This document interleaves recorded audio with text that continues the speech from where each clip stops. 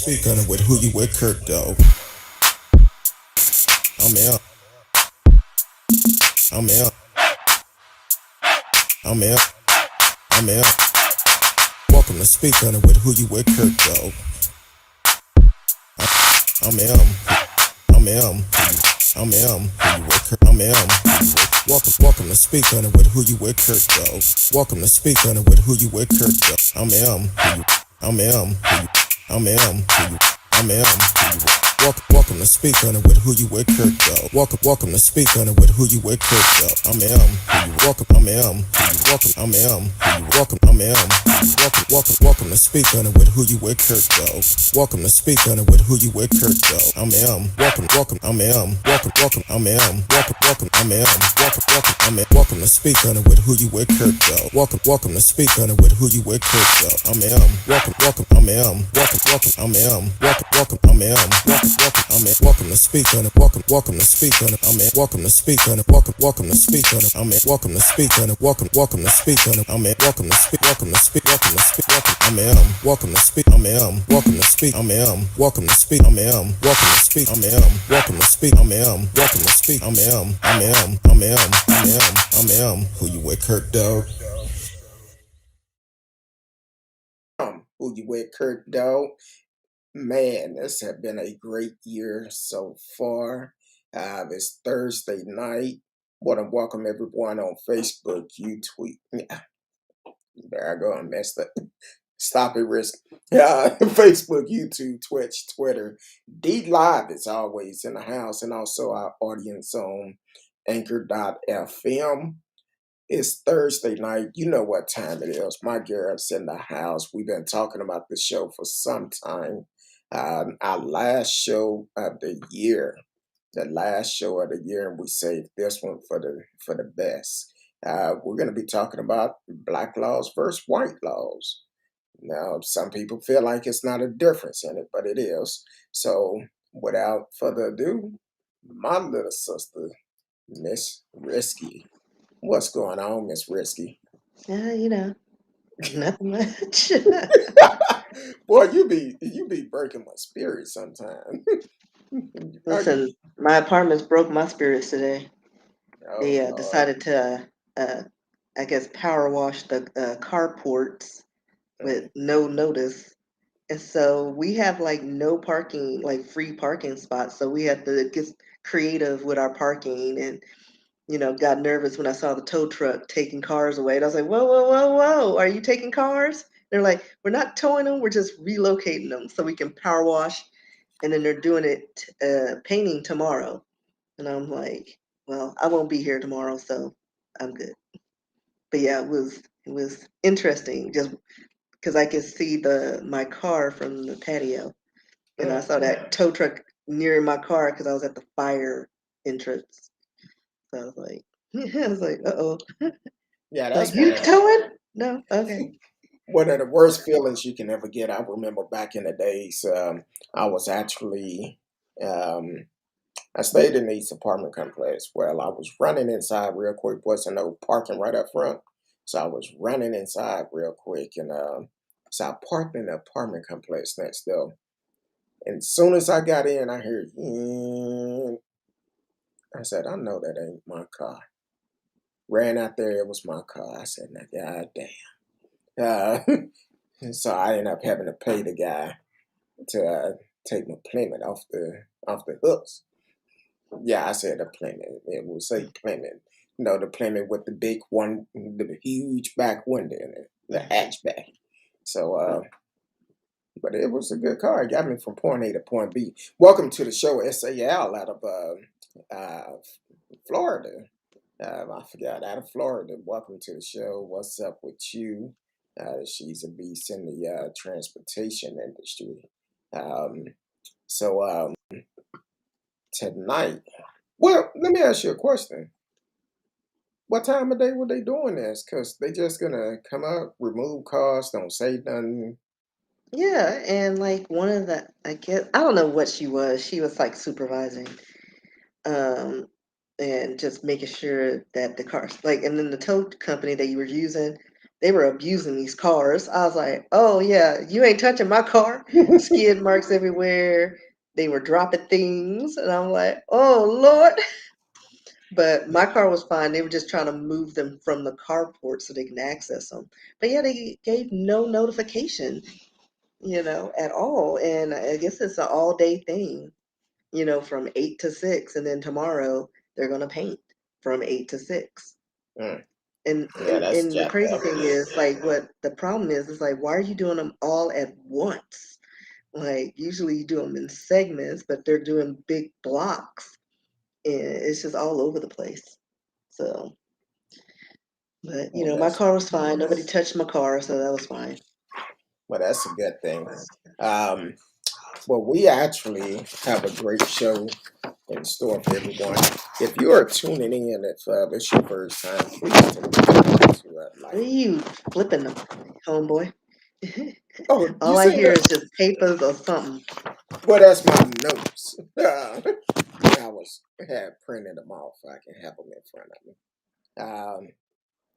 Uh, no, we can But it get didn't sound. It was like hurting my ears, and I'm sure everybody else's ears. Whatever you were I doing, didn't hear it, so I my was mic a like, little bit sensitive tonight. Think I've been using it too much, but uh, so we've been talking about the show for a while now, due to some of the stories that we talk about and some of the trolls that actually comes into the show and pay attention. They say it's no difference between black laws and white laws, and we say it is a difference.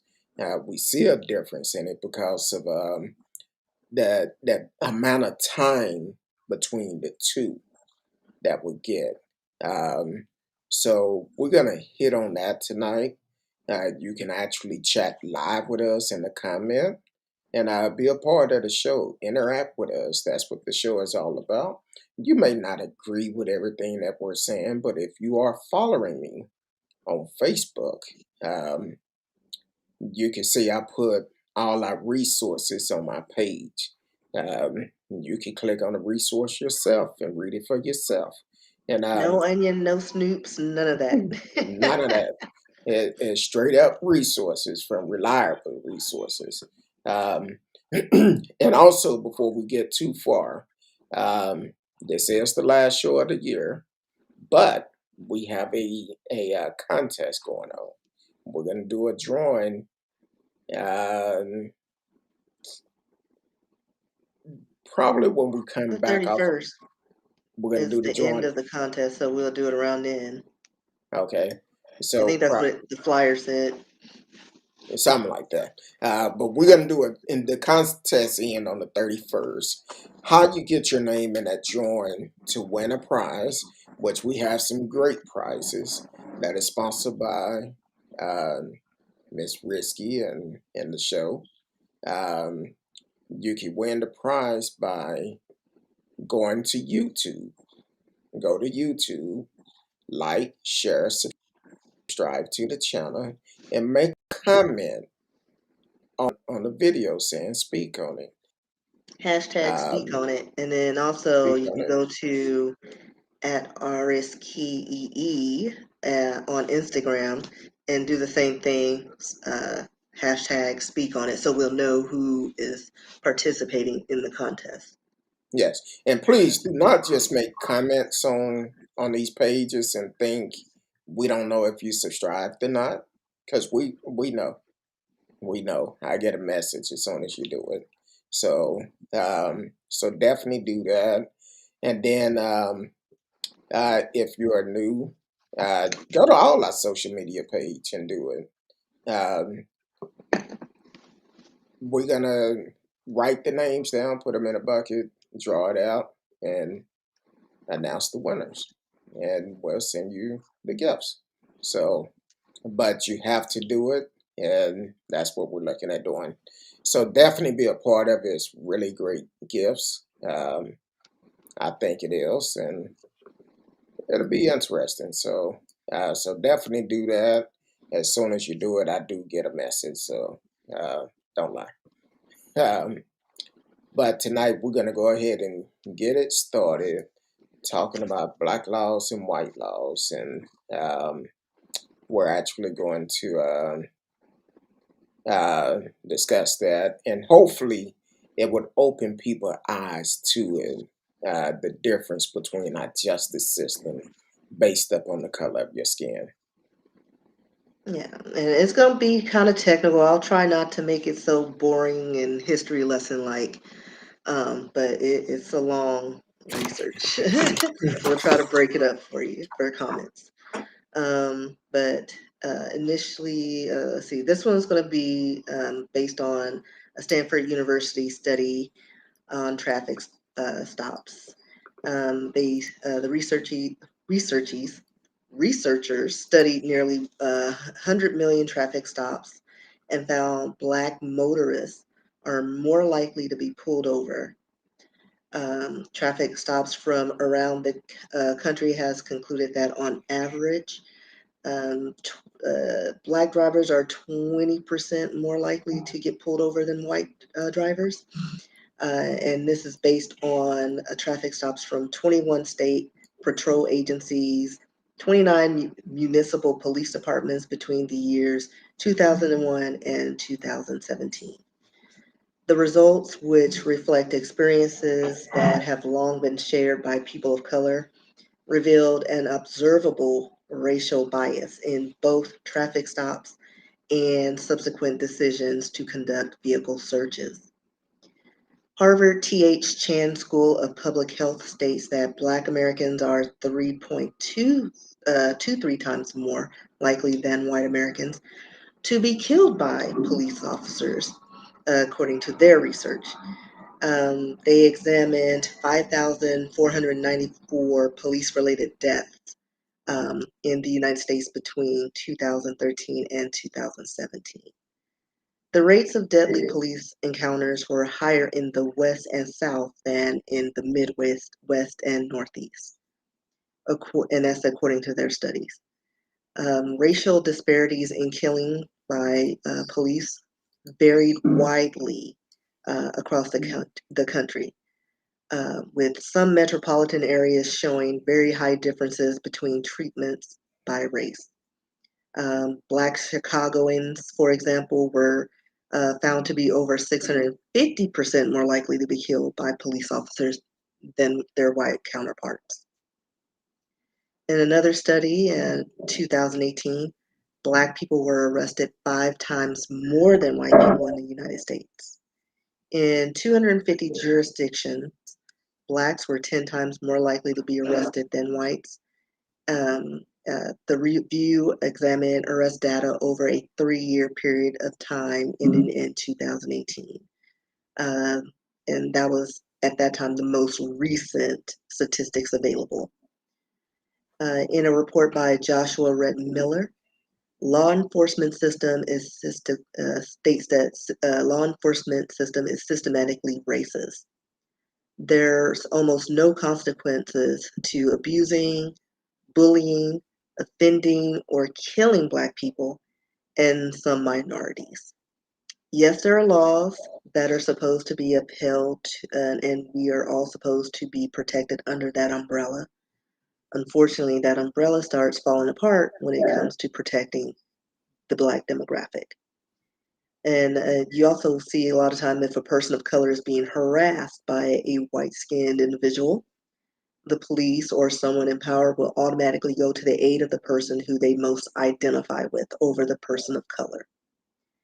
Even then, the person of a darker complexion will be talked down to as if they were the cause of the grievance.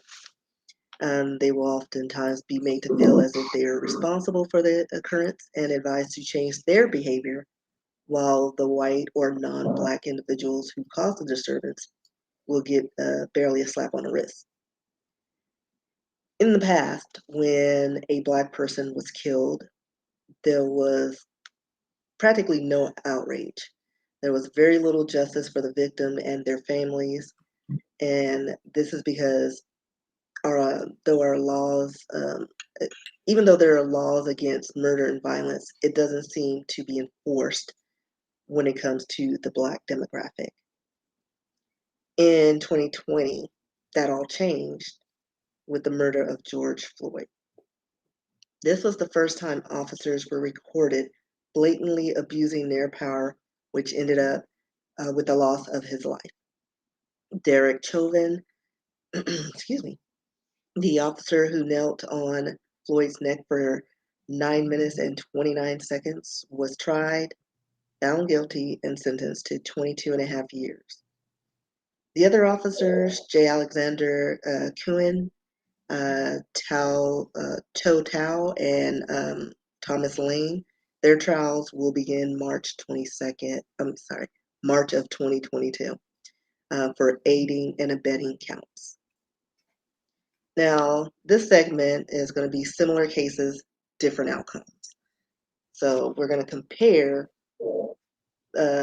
similar cases and crimes, but they have vastly different outcomes. So Florida is going to be the most prominent story in a lot of these cases because their laws just cater to a certain demographic of people. Allegedly.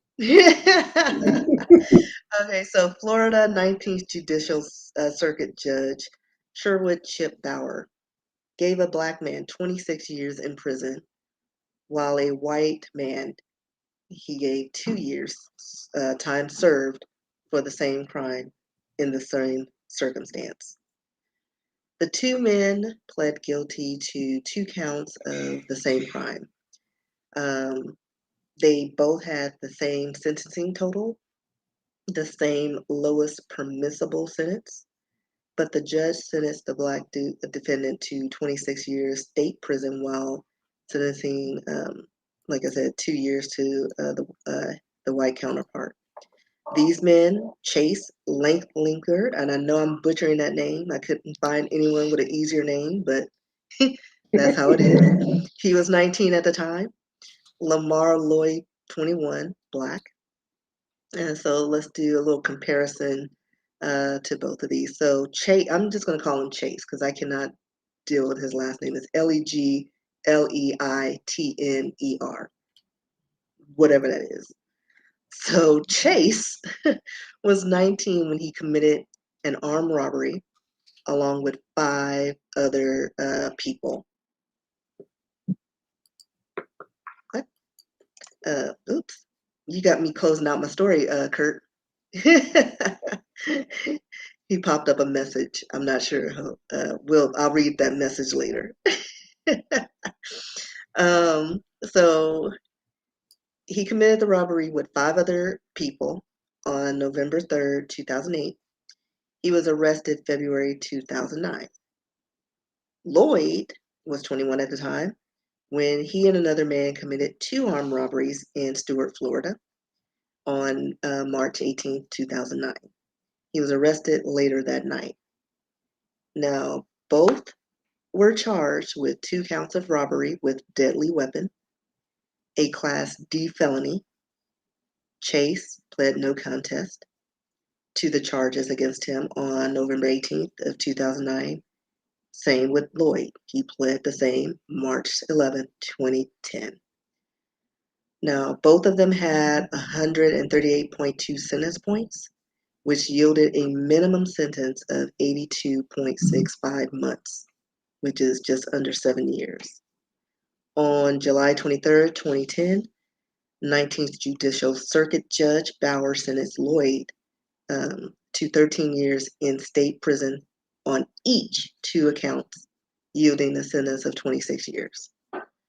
On June 23rd of 2011, Bauer invoked the mitigated departure from a minimum sentence calculated from Chase's sentence points and sentenced him to time already served of 722 days in Martin County Jail, which is just 1 year and 11 months and 27 days.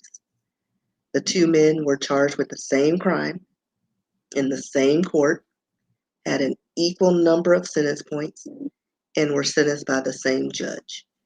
But one was committed to state prison for 26 years, while the other just under 2 years. So So this is what we're talking about. The difference between black laws and white laws, because they both have the same background, the same crime, the same judge, and they basically end up getting served certain different type of time for the same crime. This is Indeed, the time difference and time there. again. So, and we do see it all the time. So it shouldn't be like that. That's a problem within our justice system. Um, so that's um, what that should be uh, in both of those answers I just gave you. uh, see how I rolled it out.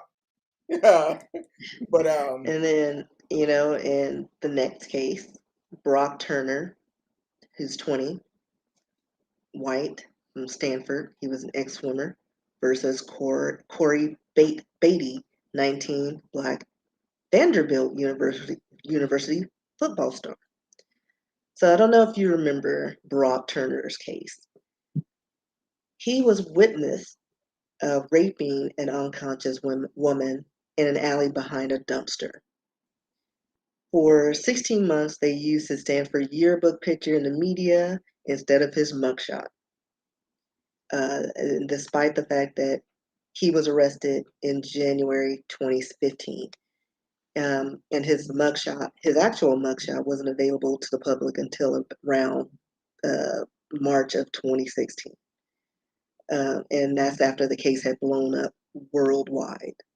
Like, and we'll go into that later on in how they treat different cases. Like certain people, they show their mugshots. Others, they show them with the puppy and being family people and living life. So, so continuing on, the Santa Clara Sheriff's Department told multiple journalists that the arresting agency, um, the Stanford Department of Public Safety, must make the decision on whether or not to share a mugshot. Stanford, on the other hand, said that the call must come from the sheriff's department. So they're like pointing fingers, like, no, they make the decision. No, you make this decision. No, no. So meanwhile, on Twitter, the hashtag no mugshot and hashtag where's the mugshot picked up steam as news outlets ran the only picture of Turner they could.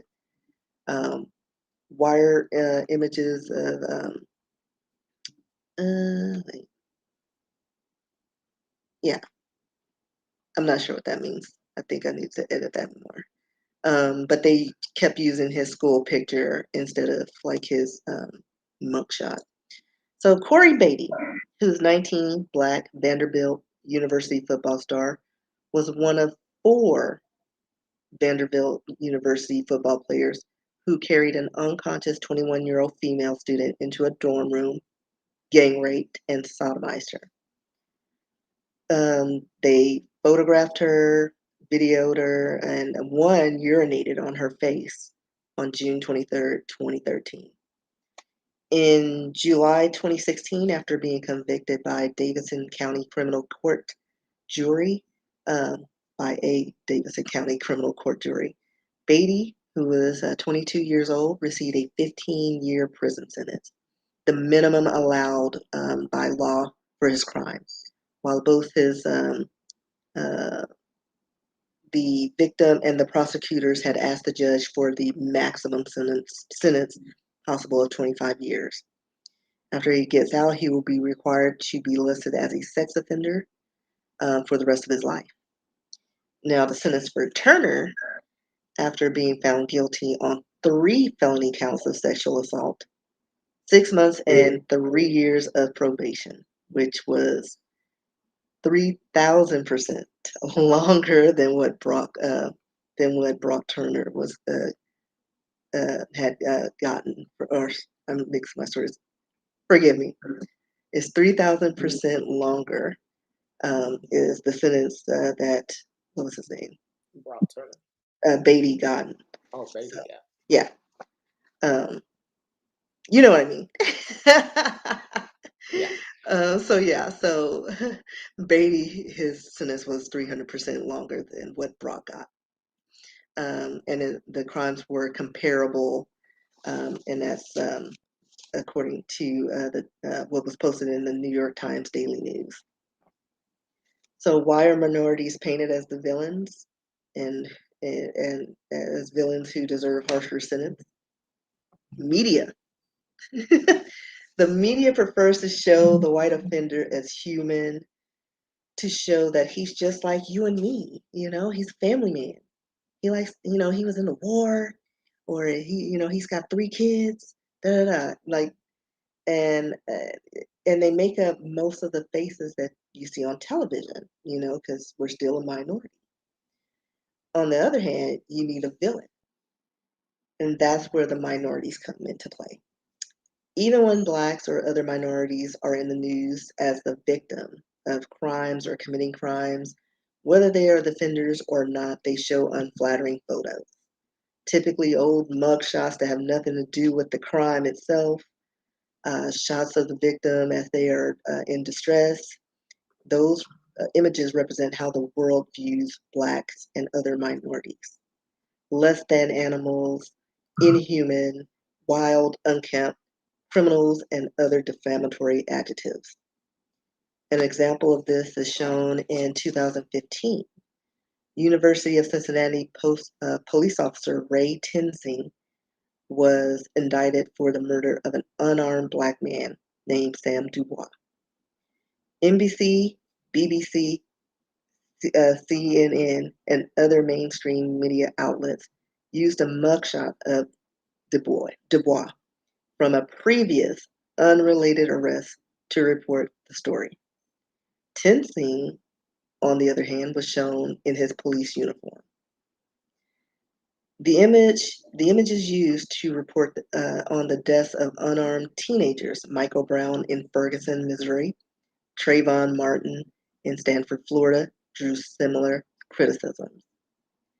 When Marissa Alexander went to prison in 2012, she became a symbol of the shortcomings of Florida's stand your ground gun law. And I shared this picture with Curtdog. Let me see if I can pull it up. Or I'll just take a screenshot and show you who we're talking about. And then I'll show it to you. And speaking on that story that what you were just talking about, these two. Okay. One thing that we've talked about on this show is when it's dealing with a black person, first thing they do is do a background check. They're going to pull out from the time they were born until the current time. Now, as for our white counterparts, they not going to do that. And that's why we have so many to actually have so many crimes, kind of like the guy in Florida. I believe he's still in prison now after killing two best friends that went fishing. But this guy had over 100 and something felony accounts against him, and I think he was in his 20s. That never should have happened, and that family should go after that police department for allowing him to be on the street with that many felonies. And those guys would still be alive today. So, but go ahead, Miss Kristen. I'm sorry. No worries. Off my chest. No, I.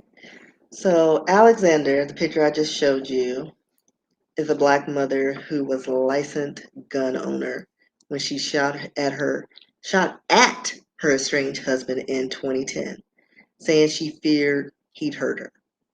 The bullet never even grazed the man, but she was initially sentenced to up to 20 years in jail. And then making headlines just as George Zimmerman was famously walked free for fatally shooting a young Trayvon Martin in the same state. Florida's Stand Your Ground law passed in 2005 and it was the nation's first. 21 states have since followed. The proposed changes would make Florida's law the toughest for prosecutors and could be a harbinger of similar changes nationwide.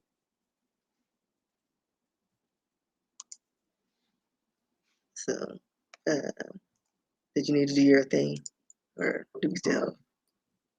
Yeah, let's go ahead and do it because I don't want to go too deep. Stand by.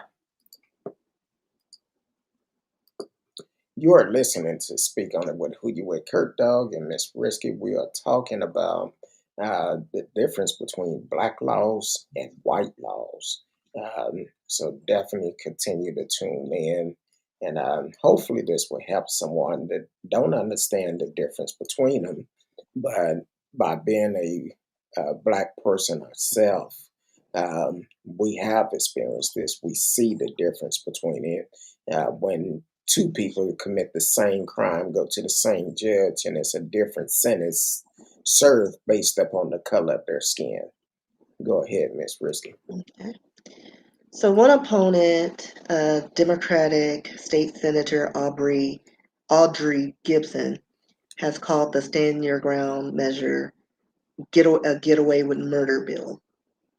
Alexander, who has a daughter of an Army sergeant, grew up around guns, says she knew little about Florida's Stand Your Ground law when she was first charged with aggravated assault after she fired at her husband during the confrontation in her Jacksonville home. She said it was a warning shot, but the judge denied her a chance to use the Stand Your Ground defense, saying she didn't do enough to prove she feared for her safety.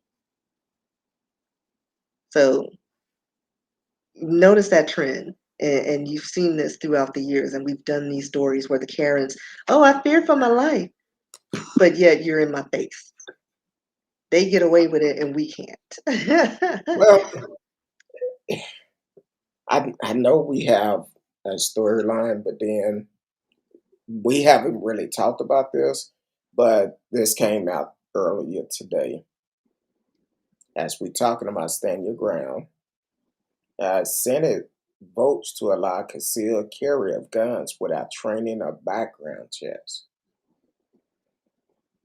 So that just came out today, and all these folks saying that they fear for their life. That's taking us back to the Wild Wild West days. The only difference is you don't know if a person have a gun or don't have a gun. Well, But it's not if taking it, us back to the Wild Wild West. At least they knew what the situation was. Like everybody was on the same level. It was yeah, survival. Here, it's just like they said, it's a way to murder people and get away with it.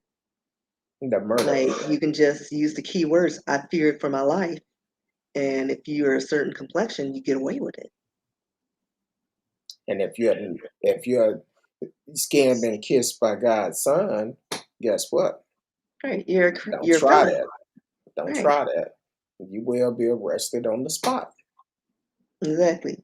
We're guilty before like before we even get a trial or anything. We're automatically guilty.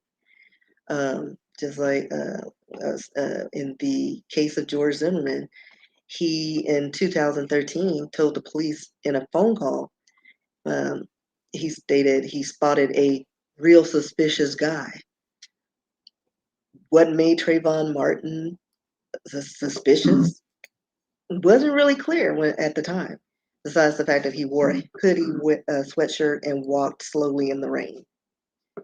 Um, Zimmerman called Stanford police at 7:09 p.m. and to report his suspicions. He told the dispatcher that the man in a gray hoodie was just walking around and looking at all the houses, and now he's staring at me. He also told the police he's coming back to check me out. And he asked how long until you can get an officer here. And so they instructed him that they've got police officers on the way. And then they on the call that was recorded, they hear Zimmerman saying in frustration, "These assholes always get away. These assholes." Like he doesn't even know this boy. Like he wasn't running. Like what made him suspicious besides his dark skin. So eventually there was a struggle, and Zimmerman eventually shot him in the chest. Um, I'm gonna skip past most of it because we all know the story, but As deliberations progressed, the jurors initially were inclined to find Zimmerman guilty, came around to view that the law says at the end of the day, all that mattered was who was on top and who was on the bottom. And the evidence suggested that Martin was on top and Zimmerman was on the bottom. So he was losing his fight. And He was so, getting his ass whooped. right, because he accosted some man they told to leave him alone. And he thought he was going to be, big and bad with his gun, and this kid was taking him down. And so they eventually rendered a verdict of not guilty. And as in the Jim Crow era, jurors continue to convict and sentence Black folk very differently than white folk for the same crime.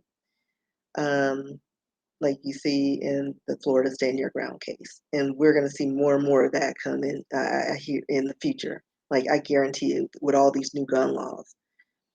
So we continue to treat racialized trials as though race doesn't matter, or that white folks are unbiased arbiters in such cases. And the legacy of pathologizing people of color while excusing the violence of whites is now more strongly institutionalized. But it's also more subtle, with no individual blatant acts of bigotry to raise alarms. And this is how modern day Jim Crow survives. So next we're going to talk about this bias system. Okay. Welcome to the show, Radio Chaos. Always supporting the show. Thank you for tuning in. It is our last show of the year. Please, if you are just not tuning in, go to YouTube, subscribe to the channel, like, share, and make a comment to say hashtag speak on it to be entered into the drawing that will happen. The contest will end on the 31st of this month. Then we will do a drawing to give out prizes, which the prizes are really good. And then you can go to both of our social media page and do the same thing. By doing that, you have to like or follow us, and we will enter your name into the contest another time. But you have to do it. Please do not subscribe and unsubscribe. Subscribe and stay on there. And we would Yeah, you know you always like us. Stick with exactly. I know Radio like us. He been with us for over a year now, um, so that's good. But let's go to this bias because I'm looking at this picture and it's pissing me off. Um, so So the next story. So these are the people we're going to be talking about next. So in the spring of 2014, Sadie Jones and Brescia Borden attempted to steal an unlocked Huffy bicycle and Razor scooter from the lawn of a Fort Lauderdale home. Before the two could flee the scene, and after they realized the toys were too small for them, they were arrested and charged with burglary and petty theft. The items were valued at $80. Compared this crime to at another in another location, North Fort Lauderdale, the previous summer, Vernon Prater, who had previously been convicted of multiple armed robberies, was arrested for stealing tools from Home Depot. The items were also valued about $80, like $86. When Jones, Borden, and Prater were booked into jail, a computer program issued a prediction of the likelihood of each committing a future crime. The program, North Point's Inc.'s Correctional Offender Management Profiling for Alternative Sanctions, or what they call it, COMPAS, issued surprising predictions. Now, this was Jones' first offense, and she was identified as medium risk. Borden whose only priors were misdemeanors committed as a juvenile, was identified as high risk. And Prater, the seasonal criminal, came back with low risk. Prater has since been charged with 30 felony counts, including burglary and grand theft. He currently sits, I don't know right now, but he may be out by now. But at the time this was done, he was had been in the Florida State Prison for his crimes. Borden and Jones completed probation without reoffending. The prediction issued by Compass weren't idle speculations. Its predictions, also known as risk assessment scores, inform decisions at various stages of the criminal justice system. In Borden and Jones' case, the scores arguably meant a higher bond amount, from 0 to 1,000. Compass falsely identifies Black defendants as future criminals at almost twice the rate of white defendants. It also falsely identifies white defendants as low risk more often than Black defendants. Programs like Compass are increasingly popular in courtrooms around the nation. This is a part of a trend in the increased use of data-driven decision making. And it states in England et al. 2016, advertisers want data to reach profitable consumers, medical professionals to find side effects of prescription drugs, supply chain operators to optimize their delivery routes, police to determine where to focus resources, and social scientists to study human interactions. But the data, as above quoted, noted is it is a non-panacea. It's a serious concern because, as one of the White House reported, the big data and analytics have a potential to eclipse longstanding civil rights protection in how personal information is used in housing, credit, employment, health, education, and marketplace. And to give a sense of how this can happen, consider the following case. A firm wants to automate decision making relating hiring. They have a large data set with information about their employees, which includes employee zip codes, the length of tenure at a firm. The zip codes we can imagine correlate with race. Most of the firm's past, present, and present white employees live in one zip code and Blacks on another zip code. There is a strong anti-Black bias in the employee review process. And for this reason, turnover amongst Black employees is high. The firm identifies long tenure as one element of being a good employee and mines their data set to find correlations between the tenure and set up a scoring system where applicants gain or lose points based on their zip code. Obviously, the automated system will discriminate against Black people. Further, it inherits this discriminatory deposition from a pattern of discrimination that was present in its training data. We can imagine that the firm had the best intentions in setting up the system, but perhaps they learned that they had a reputation of being biased against Black people. In an effort to eliminate human bias from their decision processes, they automated it as much of their decision making as possible. The problem, of course, is that their automated system is biased now because their predecessors set it up that way. Plausibly, this is what happens with Compass. Indeed, North Point Inc. published a paper defending Compass, where they identified its bias as a natural consequence of using unbiased scoring rules for groups that happen to have different distribution of scores. Like, what does that mean?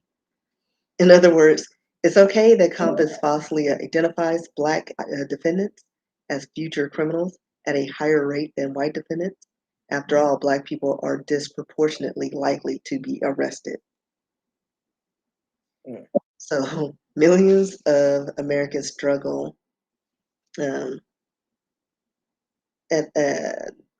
while millions of Americans were shrugging off their fear of the coronavirus this past, the past holiday weekends, they flocked in crowds in beaches, lakes, and restaurants. Unfortunately, there's another type of contagion that keeps some white people paralyzed: fear of Black men in public places. Memorial Day 2021. That weekend saw a release of two disturbing videos involving Black men. One showed a white Minneapolis police officer with his knee on the neck of a Black man who was gasping, "I can't breathe." Man, lead or die. In the second incident, a white woman was walking her dog in New York Central Park, and she got into a dispute with a Black man who asked her to leash her pet. A video shot by the man shows her vowing to call the police and saying, "I'm going to tell them there's an African American man threatening my life." Both episodes came not long after the release of another video showing Ahmaud Arbery, an unarmed 25-year-old Black man shot to death after encountering two white armed men while jogging in Georgia. Black men have long been the boogeyman in white America's collective psyche. There's something about us that brings out the worst in many people. White American, as long as Black men, white America has long associated Black men with criminality and hypersexuality. It permeates our history and our art. We are Nat Turner, who terrified plantation owners when he led the 19th century slave rebellion. We're Bigger Thomas from Richard Wright's Native Son. We're Marlo Stansfield, the ice cold drug dealer from HBO's The Wire. That's why some society or some social science experiments show that even trained police officers are biased to see a Black man as a threat. This fear of the Black man doesn't just spring from racism; it's psychological.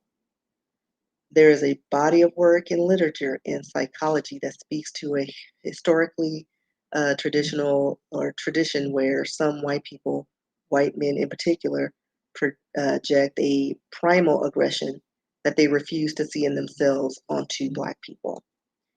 The Black man has essentially replaced "the devil made me do it" or "did it," Exactly. which goes into the next segment.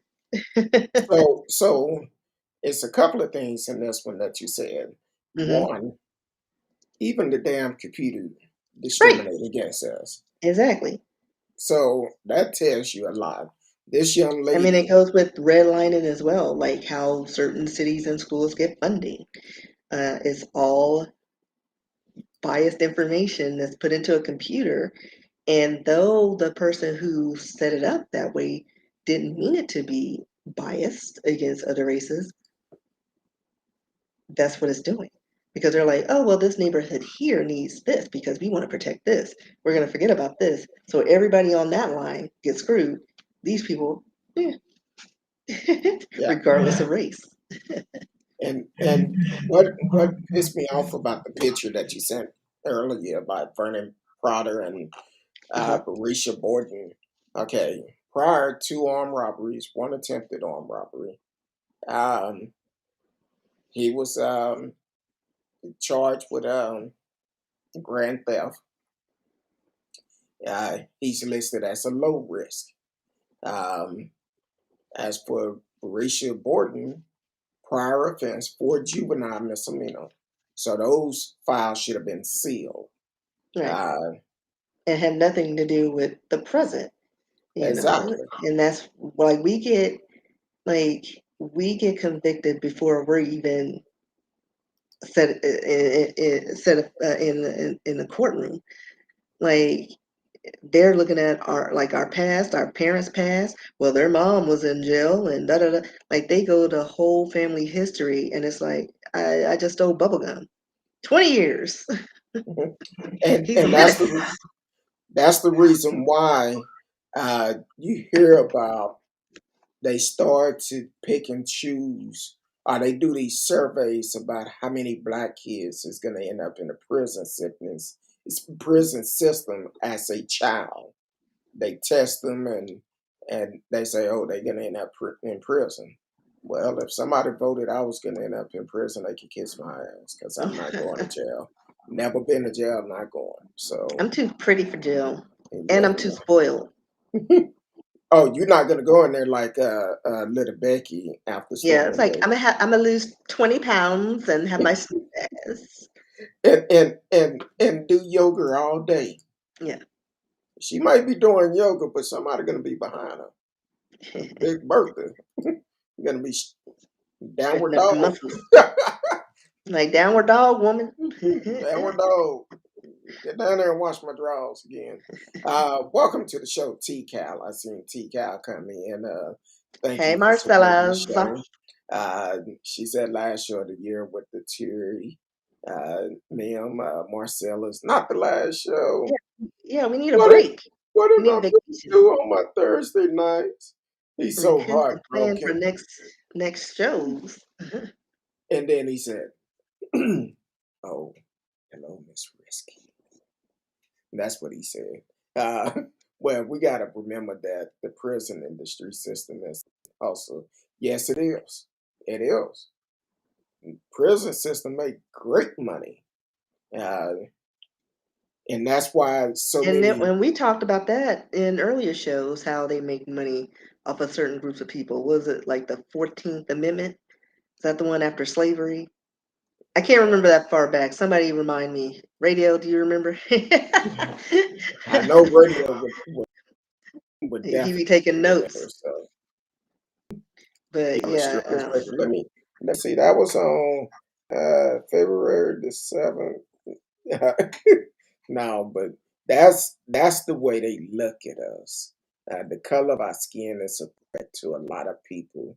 That's the reason why we have so many uh, innocent people going to jail. Now, I'm not saying everybody shouldn't be going to jail. If you do the crime, you do the time. I don't care who you are, what color you are. If you do the crime, do the time. But it needs to be fair across the board. Because here it is, even with the January 6th, we seen a lot of this going on. I think it was the brother, I think it came out on social media. What, 3 or 4 years?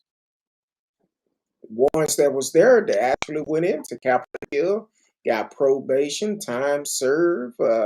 The grandmama didn't get no time, just got probation because she was a grandmother. Well, hell, she was a grandmother when she decided to go there. It shouldn't matter if she's a grandmother. People was able exactly. to leave the country after doing a domestic terrorist attack. That should never happen. So yeah, it's a problem. Um, No, and it was the 13th Amendment. the And 13th. it's a constitution that abolished slavery, but it also promoted involuntary servitude except with punishment for a crime. So if you were locked up, that was free labor. But Exactly. Now, so that's now, how they got over on it. so I'm gonna ask the question, and I know this is something we didn't talk about, but because and Marcellus is the one that brought this thought to my mind when he talked about the prison system. It's a big business. So when these brothers and sisters that been in jail that did not commit the crimes get out, should the prisons be the ones to pay them that money because they the ones that made the money off of it? They the ones getting products made, had these contracts to make the products or whatever it is. Should they be the ones to pay it instead of our tax dollars? I'm just I asking a think I question. think the government should, since they promoted it, they're the ones co-signing on it. They should They should pay. also pay too. They should also pay. I But think we read last latter part of last month or the first part of this month, a brother that did all this time in jail, they refused to pay him, and he was innocent. But someone started up a GoFundMe, and within a couple of days, he made over $1 million from the GoFundMe. That should be something that the government should pay, and yeah, also state that and prison. federal. Yeah, uh, they got all this free labor, Exactly. And they got all the but funding for housing them but and putting in, doing the bare minimum with the prisoners and giving them bare minimum accommodations and pocketing the rest of the money.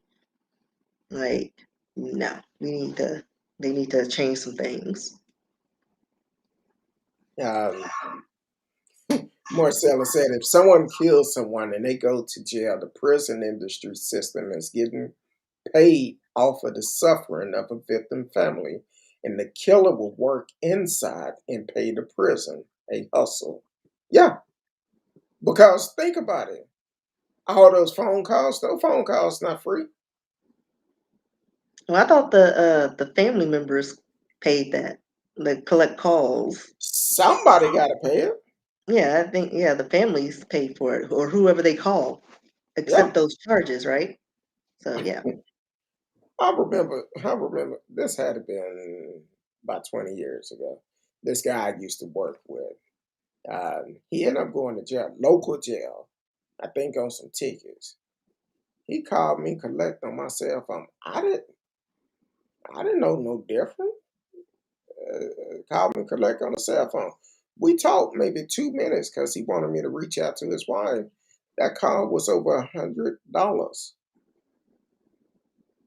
I yeah. told him, look, I'll be taking no calls that I don't exactly. identify. I, You better no, write me a no. letter. Well, it asked if I wanted to accept the charges. I'm like, yeah, it won't be that much. Shit, it was over $100. I said, no. I told him, look, man, you need to pay that. You got to pay that. Oh, Marcella said, and the victim family don't get a quarter. Of So course not. don't. They will work them until they can't use them no more. That's why so many people stay on death row for a long time. That's why so many people get longer prison sentence. Kind of like back in the days when they did slave trades. They display these the slaves back then to show how strong they are, and that depends on how much money they're gonna have to pay for that slave. Well, the prisons, when the uh, offenders or defendants go to court, what they on display, they want to see how much time they could get in prison. I would assume that's what it was. How long would they be able to stay in prison? Well, they young, strong. They're gonna get a steeper time. Same thing. It's similar to me. It seemed like it's similar. That's my opinion. I don't know, but I've never been in prison, so um, But all yeah, right. and just going back to the black man did it theory, the boogeyman. Yeah, but let Did you us want to let do us. those, or you want me to do it? No, we can do it. Hold on, real quick. Stand by. You're listening to Speak on It with Who You With Curtdog. I'm L. Who You With Curtdog with Miss Risky is in the house. Unfortunately, this is our last show of the year, but we will be back with some new things coming up in the new year. Um, we're talking about the different laws between black laws and white laws. How you can have the same crime but different time. So on this one, they automatically assume the black man did it. The black man did it. And he might be the victim. I'm just saying, he might be. Um, the most famous in the black community where a white woman accused a black man of an offense is Emmett Till, a 14-year-old boy from Chicago, while visiting cousins in Mississippi. He was lynched for offending a white woman, Carolyn Bryan, 21, at a convenience store. 60 years later, Carolyn recanted her story. The two men involved in the murder were acquitted of Till's kidnapping and murder in September of 1955 by an all, let's say that again, by an all white, all male jury. They deliberated for an hour. I would assume in the back room, they probably were smoking a cigarette and a cigar and drinking beer, or drinking some whiskey back then, some moonshine or something in Mississippi. But They were probably just shooting the breeze, not even talking about the case because they knew in their mind, not guilty, they're white. Let's just make this exactly, look good. and uh, just a couple of weeks ago, the governor, our leaders, um, said they was not going to press charges against Carolyn. Here it is, 60 years later.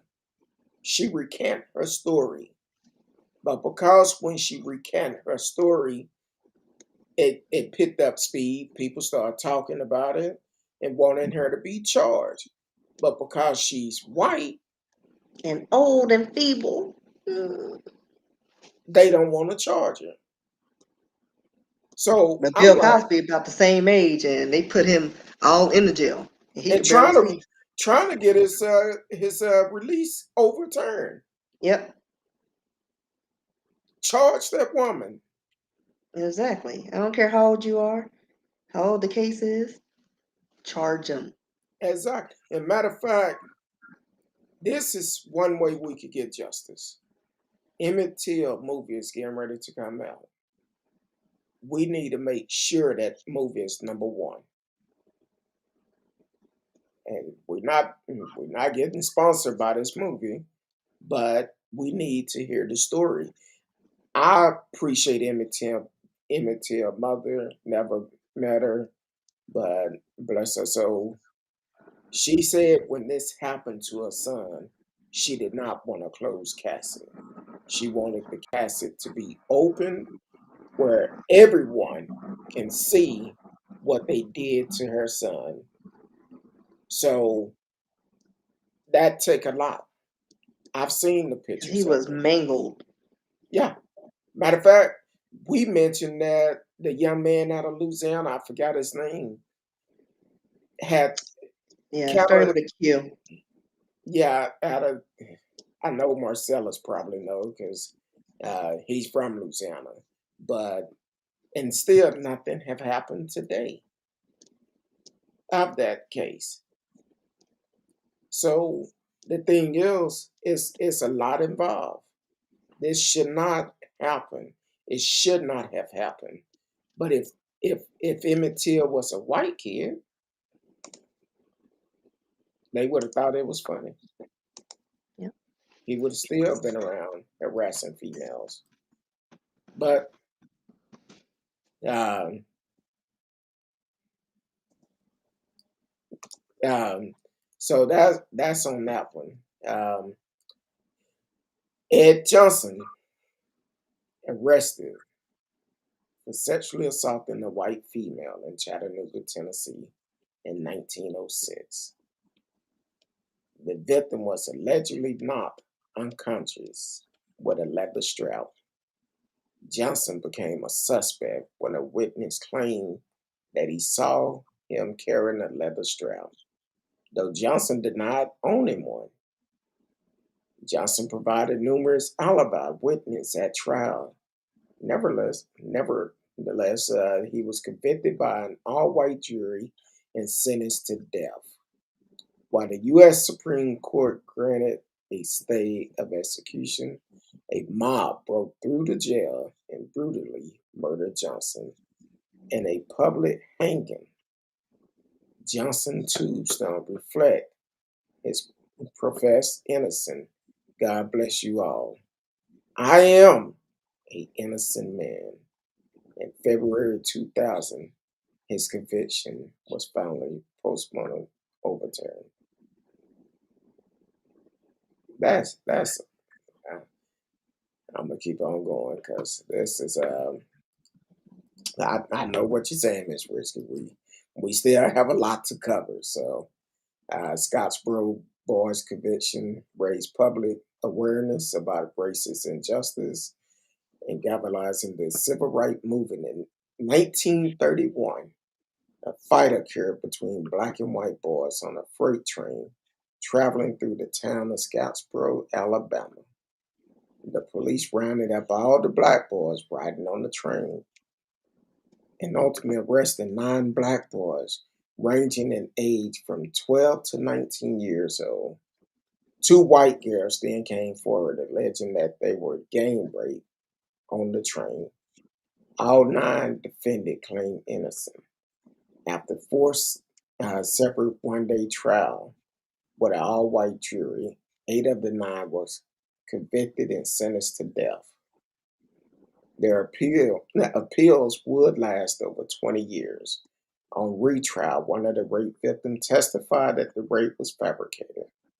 Yet, all white juries again returned guilty verdict. In the end, after facing multiple retrials, all of the Scottsboro boys had their conviction dropped or were sentenced to lesser charge. The Alabama legislation recently introduced a bill to postmortem as Posthumously. possibly. I'm I'm trying to read fast. I told you it was And slow. Yeah, maybe. Hold on. posthumously exonerated the 9 Scottsboro Okay, boys. down there. The 9 Scottsboro boys. Meanwhile, a landmark Supreme Court decision in the Brown versus Mississippi case addressed concern about confession attained through violence. In 1934, after a white farmer was killed in Mississippi, 3 black sharecroppers were arrested for the crime. Ed Bell, Arthur Ellington, and Henry Shields were all beaten and tortured into confessing. Even more ludicrous, the police did not dispute torturing the defendant, who appeared visible in pain as they sat through their trial. An all white jury convicted the 3 and sentenced them to death by hanging. In 1936, the U.S. Supreme Court overturned the conviction, arguing that coerced confession cannot constitute evidence in a court of law.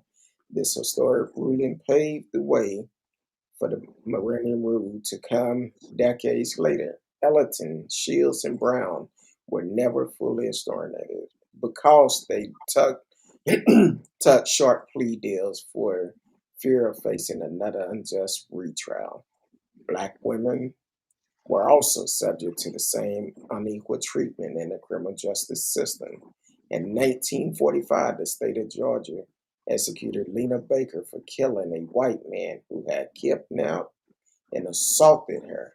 She claimed that she had shot him in self defense. Baker was convicted by a jury of white men and became the only woman ever executed by electrocution in Georgia. In 2005, the Georgia Board of Pardon and Parole granted Baker a pardon, saying that the state had committed grievous error. Finally, wrongful conviction based on racial bias were not just a sudden phenomenon. In 1948, the Scottsboro Brothers of the North, also known as the Trenton Six, were arrested for killing of a white furniture store owner in Trenton, New Jersey. Witness description of the session range from 2 to 3 black men, 2 to 4 light-skinned teenagers. The 6 black men who were arrested did not match the description.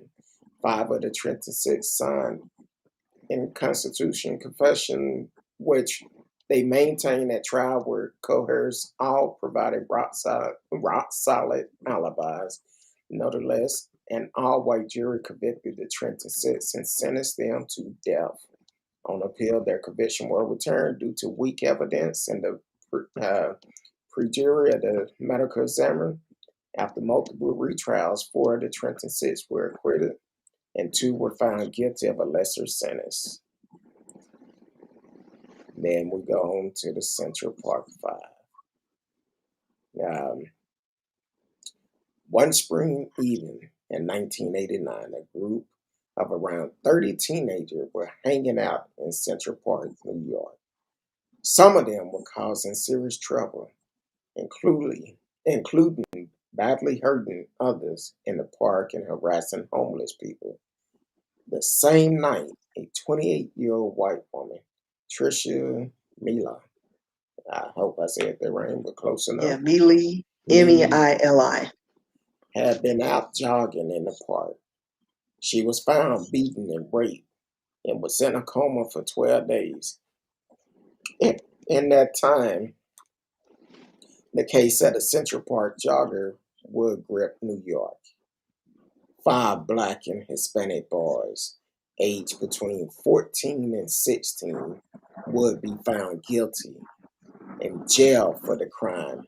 Kevin Richards, 14, Raymond Santana, 14, Antron McCray, 15, Yusuf Salam, Yeah. 15, um, and 16-year-old Corey Wise were found guilty of offense including attempted murder, rape, assault, and robbery, and were convicted to 6 to 13 years in prison. In 2002, a year after his second meeting, Matthias Reyes told the police he was the one who'd attacked and sexually assaulted Mila when he was 17 and said he acted alone. Eventually, the five men were cleared of all charges, having almost served their full sentence. He was able to tell police detail about the attack that wasn't public knowledge, and his DNA matched that at the scene of the crime. In 1994, Susie Leah Smith told the police that a black man carjacked her and kidnapped her sons. After a 9-day investigation, she confessed that she murdered her 3-year-old Michael and 14-month-old Alice by strapping them into their car seat in her burgundy Mazda and then letting her car roll into a lake in the mill town of Union where she lived. Susie Smith, 43, was convicted in 1995 of murder. Um, and what's crazy about that story, she described the man as Spider-Man. No, like because the picture they had, I just remember it could have been any black dude that like everybody had a cousin that kind of favored what she described. It was like a generic picture of a black man, Yeah. and there was like a manhunt. But of course, we did one of these. Mm. Who gonna take a Just car didn't with make kids sense, in it? right? That Like don't even sound right. right. Um, and But so, fortunately, they didn't grab. I mean, they didn't arrest any black people, but they did question a lot of people because that could have gone the wrong way real quick. But exactly. fortunately, they found out. But this is, again, the Karens uh, going around reporting that the black man did it and they did it. Back in 95. Mhm. Karen's been around for a long time. But we're going to go back to 92. Uh, Jess, Jesse Anderson falsely reported that 2 Not just one, but two African American men attacked him and his wife in Milwaukee. His wife was stabbed dozens of times to death, Anderson went as far to give police a hat that one of the alleged suspects. The investigation found that Anderson bought the hat and the knife used to kill his wife. He was convicted of a murder in 1994, died after a prison beating. Uh, Sherry Hall, a Georgia rookie police officer, falsely claimed in 2016 that an African American man shot her. According to the Atlanta Journal-Constitution, Hall described her um, said as a 6 foot, 230-pound African American man wearing a green shirt and black jogging pants. The Georgia Bureau of Investigation got involved and found their story to be a lie. She lied. She was charged, convicted, and sentenced to 15 years in prison on a range of charges, including making false statements. The man who Stewart had identified in a lineup, Willie Bennett. Always got to be one named Willie. Willie Bennett stood accused of the crime until Stewart's brother came forward. Bennett spent 12 years in prison on an unrelated robbery charge. Dr.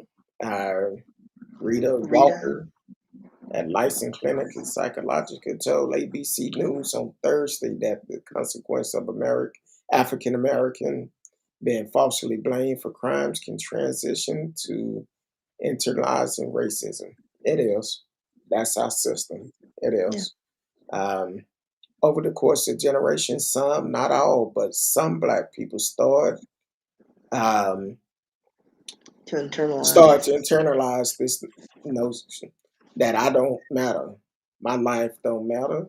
My life doesn't matter because the messaging is so pervasive. These narratives get wrapped into not only are you not human, you're a violent person, said Walker. Walker said that African American are sometimes seen as potential violent simply because of their skin tone. I've been telling y'all that for the longest. Been telling you that for the longest. Yeah. And they say African Americans make up 49% of wrongful convictions since 1989. And that's according to the data collected by the National Registry of Exonerations, the NRE.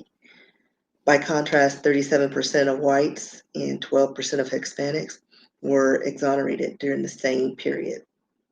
According to a 2017 report from the NRE, Black people were 7 times more likely to be falsely convicted of murder than white people, 3.5 times more likely to be innocent when accused of sexual assault because of misidentification, which has happened in half of these cases, and 12 times more likely to be wrongfully convicted in drug cases.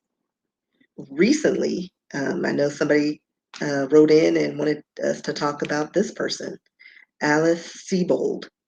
She was the best-selling author of the memoir Lucky and the novel The Lovely Bones. Didn't read the books, but I love I appreciated the movie The Lovely Bones. She apologized recently to a man who was wrongly convicted of raping her in 1982 after she had identified him in court as her attacker. And that's after not being able to identify him in a lineup, but she ID'd him in court. As a result of the conviction, Mr. Broadwater, 61 now, spent 16 years in prison before being released in 1998. And he was forced to register as a sex offender. Sebold had plans to adapt the 1999 memoir after the man she accused of raping her had his conviction overturned. Fortunately, that was scrapped by Netflix once it was discovered that she had wrongfully accused an innocent man. But here's the kicker. None of this probably would have been known if the executive producer on the project, Tim Mucciant, Mucciant, I don't know. I'm not going to even try it. Maybe If next. Tim had investigated the glaring discrepancies in this prosecutor's case and started poking around and trying to figure out what really happened, none of this would have come about. Like, he was the one that's like, I don't think that was man. Oh, yeah, you're right. He wasn't. So, as we stated before, Blacks are portrayed in the media have an effect on white thought. And this is according to Garrett S. Griffin, the author of Racism in Kansas City after um, Brock Turner's mugshot was finally released.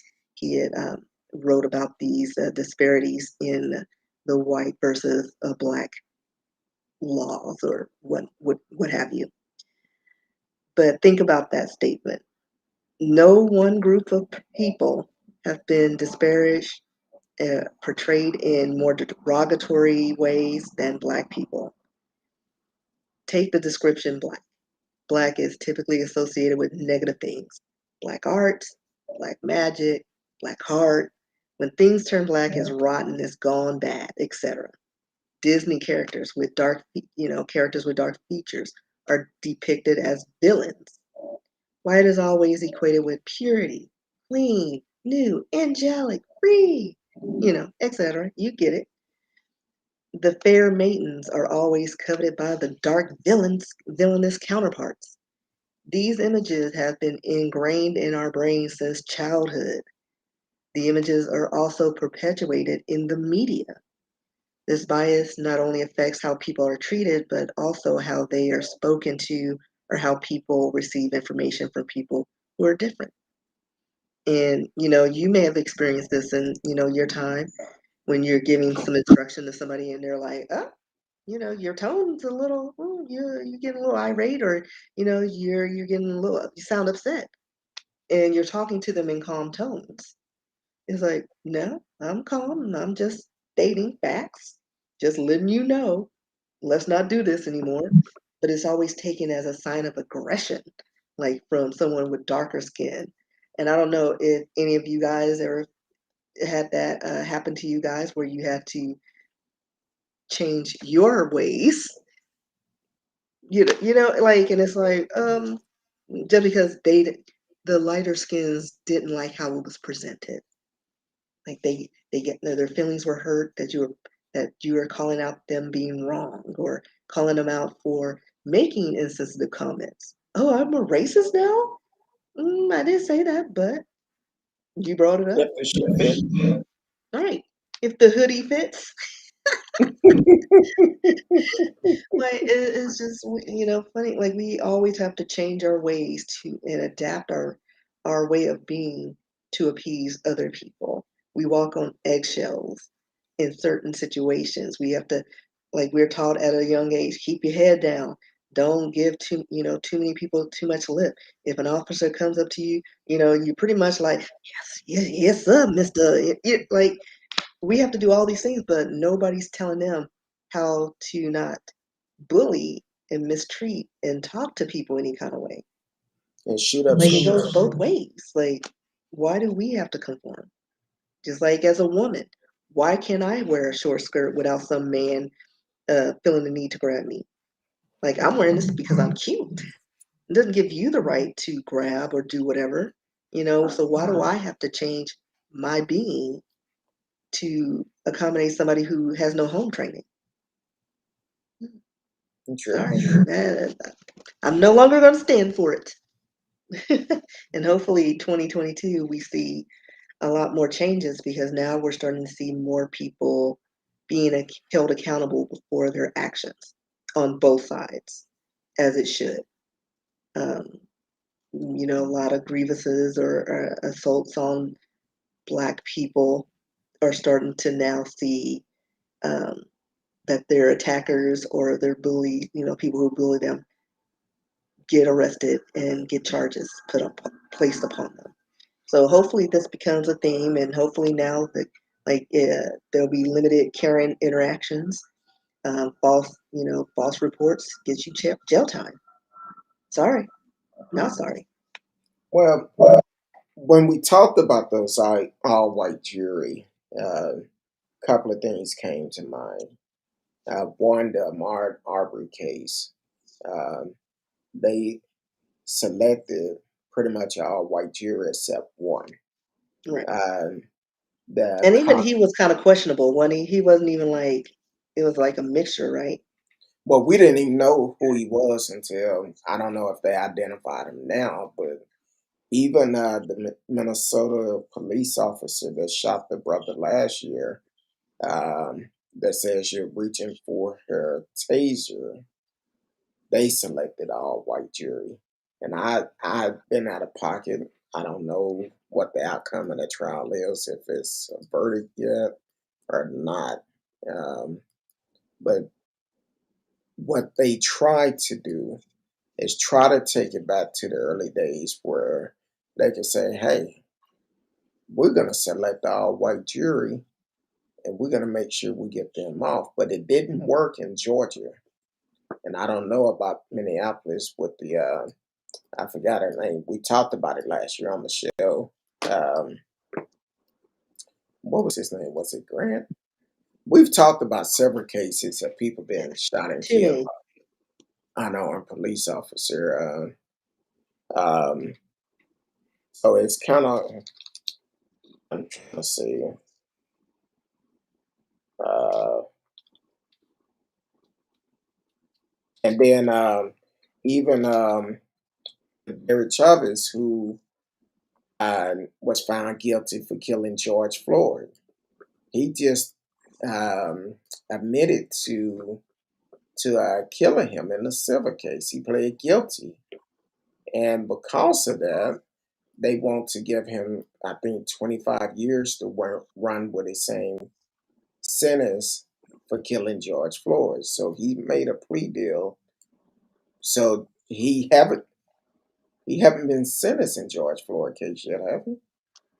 No, yes he have. Yes he have. Yes he have. I'm thinking about something else. Um, so they Focus, won't. ad head. You know me. Uh, I get I caught know up. it's been like a long year. Yeah, dealing with these and everything that we have going on in our personal life um, is a lot. So hopefully next year we could bring some more subjects to the show and do more things that everybody can interact with. So please take the time, go to YouTube. If you're already subscribed, that's fine. Just type speak on it. Hashtag speak on it on the page and tell a friend. Have them to subscribe to the channel too. And also on other social media, subscribe to us also. Um, so let's do that. I was trying to avoid this, but stand by. Um, You're listening to Speak On It with Who You With Curtdog. I'm Who You With Curtdog with Miss Risky. We are in the process of finishing up our last show of the year. Um, for the show, we will be back next year. Um, what date did we say? January 20th. 20th? Yeah, January 20th was because it? you didn't want to wait until February. Well, we could do February, but if we could, No, you already have the itch. You're like, oh, that far? you, wait a But minute, we you need said but we that. need time to recuperate and get some stuff together, um, and just get it together, because this takes a lot. So Yeah. we need a little break. Well, the 20th is a Wednesday, so the 21st is a Thursday. Yeah, that is one We'll of do the those. 21st. 21st. January All right. 21st. We will be back. Um, but overall, I'm excited about the things we're doing with the show, what we have done with it. This is about to be going into our third year doing this show, which is great. Now we're in position. We have a lot of new things coming up this year. We're going to try to do We're more gonna try to things, do a lot more giveaways, but we need a lot more followers and participation. subscribers on all Exactly. forums. Exactly. Matter of Help fact, us help you. I was looking earlier. Hopefully, when we come back, I will be able to go live on TikTok. But I was looking earlier, and I'm almost at that number. Um, Let me see. I know you sending me a message. Uh, I'm almost at that number, so definitely follow us. Too late. But follow us on all social media. You can follow Miss Risky if you have ideas. Just like someone sent their message saying, "Hey, y'all need to do a story on that author of that book. Uh, what was it, Lucky Bone? You said, My lovely bones and Lucky. yeah. So you can follow her on social media at Risky Books uh, at Yahoo, right? No. Oh, well, give out your information So, then. like, I was like, no. So you can go to the page where my works are, riskybooks.com, or you can send me a message on Yahoo, rskee at yahoo.com. I'm also on social media, TikTok, trying to do more videos, and that's again rskee. Go to my Instagram page at Risky and send a comment, follow me, and put hashtag speak on it so you can be entered into into this end of year contest. I'll probably give away some books, so you have a few T-shirts. It'll be a variety of things, so somebody can get something, like even pins of my book and things like that. Of course, cash is always appreciated. So yeah, I think that's all of them. Yeah, I'm gonna say this, Marcel. I mean, not anybody Marcellus. that anybody that wanna bless Miss Risky for Christmas, hit a cash app up. Yeah, Maybe and then pre-birthday money because my birthday's coming up in February, so you can uh, prepare and save for that. I'll be exactly. taking drink money. So if all of our fans just bless me with $5, my cash app, we can get turned up. Exactly. It ain't a party like Miss Risky party. I'm gonna just say that. Listen, But definitely, if you feel the need to bless her, because she do a lot of things behind the scene. Uh, Make a cash app, say ching ching, ding, yeah. yeah, make it ring or something. At $ risky RSKEE books. It's a cash app, so definitely be a blessing to her. Um, I appreciate Miss Risky for the simple fact that this past year had been a struggle for me in my personal life, and even today, um, it been a struggle because our work schedule had changed quite a bit. So if you like what she doing, definitely hit her pockets up. Hit her pocket up. Show us some love. Show us some love. And I mean, 'tis the season. exactly, Is exactly. that working? So and then whoever wins, we're gonna have to mail these out. Yes. So And like I y'all can hit said, up the show. Will you pay for the shipping? Donate to the shipping. now if we get some really good, followings and subscribers, we'll up the the prize pool a little bit more. You But know right what? now, I'm gonna go out. I'm gonna go out on a limb. What you want to say? If we get, I'm gonna send you a message first yeah, before I send me a put it out message. there. Well, I mean, we don't have to figure it out. I mean, this is something we'll plan for the next shows so we can do more prize giveaways because we're not going to determine it right now. So, um, no. No. Well, I said So we, but we'll figure out some things. Like we have a long break to figure things out. So we'll do that then. We'll work out some okay. tiers and things like that See, because that's something we need to really work out a plan. yeah, that's why I say Miss Risky. She runs the show. She runs the show because I I run try something because by. he be over there and I'm like, gotta pull him back. She be like, no. I'll be like, wait a minute, you're not my wife. I don't care, but no. I'm speaking for your wife right now. So, but it's all Oh good. yeah. Um, Other than that, please follow us on all social media. Um, and we're still going to be monitoring everything. So definitely reach out to us. Um, Oh yeah. for I forgot one more thing. I okay, did finally set up an OnlyFans. Marcellus, Marcellus. It's not that impressive, Now let him subscribe first. but I Then think I have a plan of action. I just need to do more of it and see where it goes. well, At RSKE. RSKE, OnlyFans, risky. Enter at your own risk.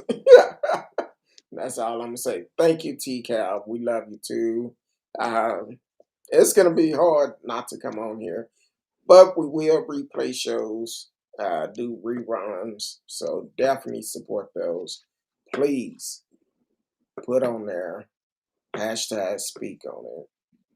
For you could be entered into the drawing. You will love these prizes, and then we'll go from there.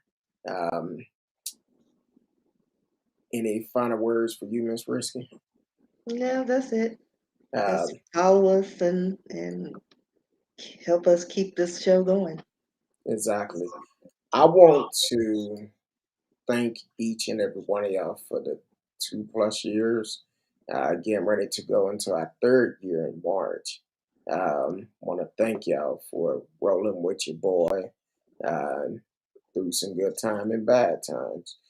During these times, some of these stories that we cover, we talk about them, but it can also weigh on us too, because we do deal with a lot of stories a lot of people don't talk about. The killing of an unarmed black man or woman, because it could be us. And some of the comments I receive because of some of the shows we do, it can be stressful.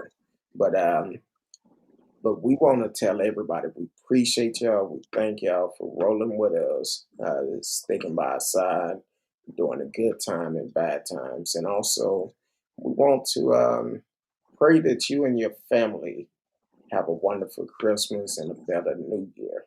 Uh, Even now, with this virus continue to spread, please be safe. Be safe. Um, Enjoy yourself during this break, as we will, but we also have to recharge our batteries up because we are drained. But we appreciate y'all. We love y'all. Until January 21st. Um, I can remember that because that's my big sister's birthday. So, January 21st, we will be back. We love each and every one of you. Until then, peace.